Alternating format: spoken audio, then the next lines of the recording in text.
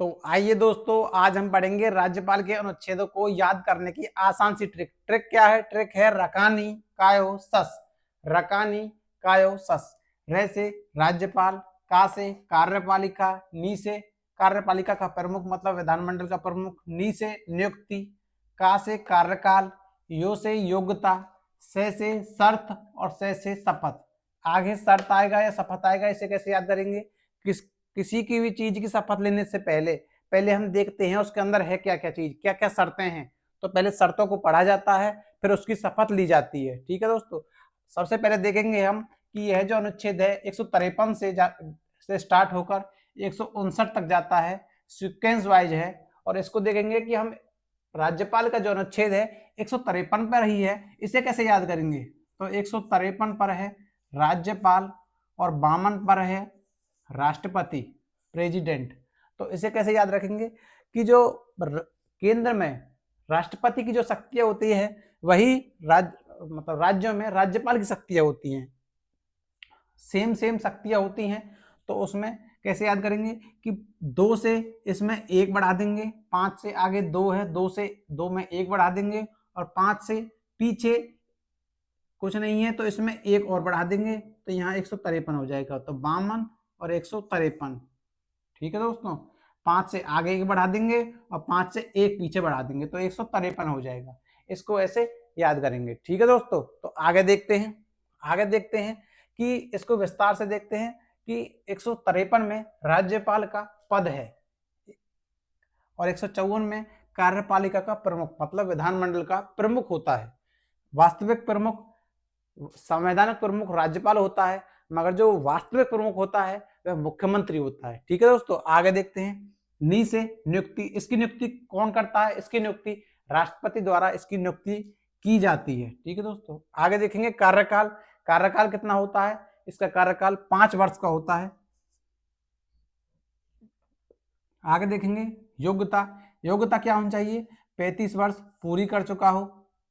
ठीक है दोस्तों, भारत का नागरिक हो।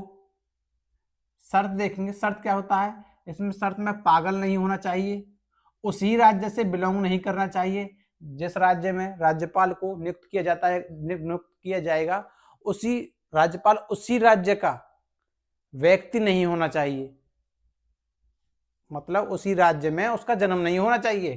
ठीक है दोस्तों, और क्या क्या है? किसी विधान सभा का सदस्य नहीं होना चाहिए। ठीक है दोस्तों, आगे देखेंगे शपथ। इनको शपथ कौन दिलाता है?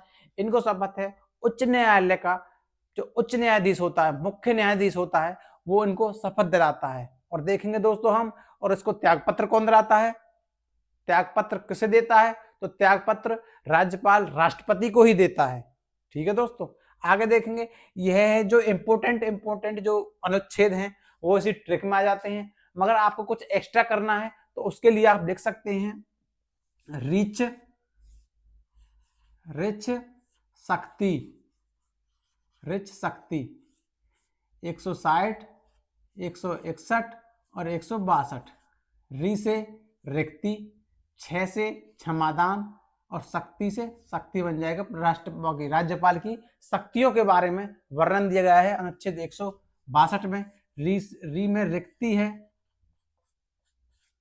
है। अगर राज्यपाल का पद रिक्त हो जाता है तो उसमें क्या करते हैं? संविधान में ऐसा कुछ नहीं दिया गया है। यदि इनका राज्यपाल का पद अगर खाली रह जाता है तो उनकी जगह और कौन काम करेगा? उनकी जगह दूसरी ही नियुक्ति की जाती है। मगर जो राष्ट्रपति का जो